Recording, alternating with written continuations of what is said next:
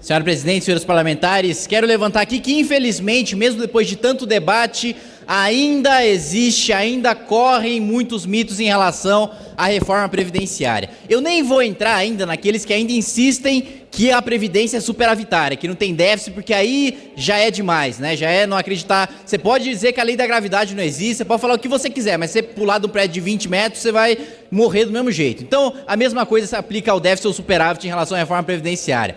Vamos esclarecer o que nós temos do relatório, o que nós temos do texto que será votado até agora. Primeiro ponto, os políticos, os juízes, os promotores, todos estarão absolutamente sob o mesmo teto, o teto do INSS, junto com o trabalhador comum. Iguala, nesse sentido, corte de privilégios. Outro ponto, hoje quem recebe acima do teto constitucional, o salário do ministro do Supremo Tribunal Federal, de mais de R$39 mil, a sua contribuição vai passar de 11% para 22%, primeiro porque nem deveria estar recebendo super salário. E, aliás, até apelo a esta casa para que nós dessemos andamento a uma comissão que foi criada na legislatura passada em relação ao combate de super salários e penduricalhos.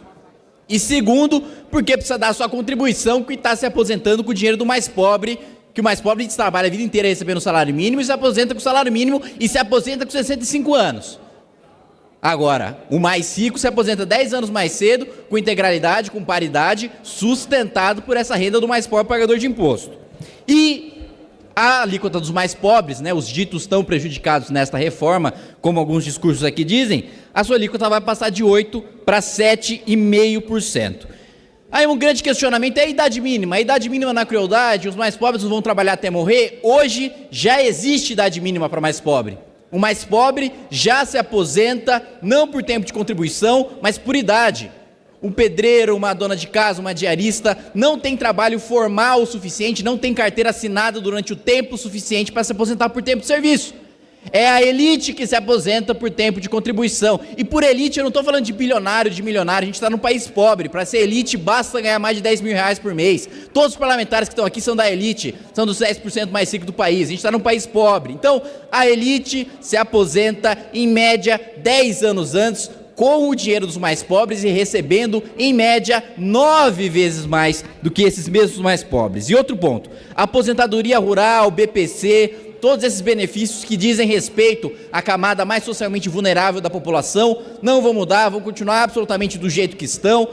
Acredito que a proposta enviada pelo governo é boa, infelizmente colou o discurso de demonização, de que é o fim da aposentadoria rural, de que é o fim do que o BPC, mas de todo modo já estará fora do relatório, como já foi acordado por todos os líderes, inclusive líderes do governo aqui dentro dessa casa. E mais, vale lembrar que quando a Previdência dá prejuízo, isso a gente sempre precisa bater nessa tecla e sempre lembrar, né? Porque é muito simples deixar lá o direito, é muito simples não mexer em legislação nenhuma, atender a todas as corporações e dar aposentadoria especial para todo mundo. Difícil é depois ter o dinheiro para sustentar esse direito, que aí não adianta absolutamente nada. E repito, nós já temos experiências assim no Brasil.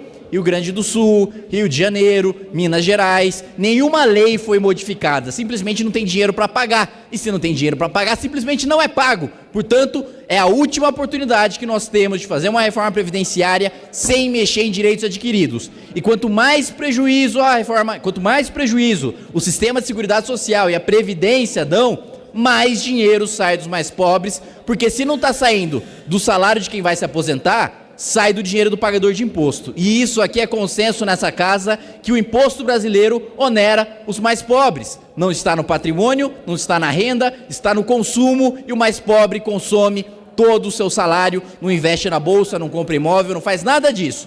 Ele consome todo o seu salário e nós consumimos o salário do trabalhador por meio de canetadas aqui, dando pedaços do orçamento para corporações que têm o dinheiro de estar aqui na casa e tem tempo de estar aqui na casa pressionando e achacando o deputado. Trabalhador comum que acorda cedo, dorme tarde, não tem tempo de vir aqui defender os seus interesses, não tem tempo de vir aqui defender o interesse público, não tem tempo, pagador de imposto, não tem tempo de vir aqui para a Câmara dos Deputados para defender os seus interesses. São corporações que representam uma minoria da sociedade organizada e que querem sequestrar o orçamento para si. Isso a gente não vai permitir.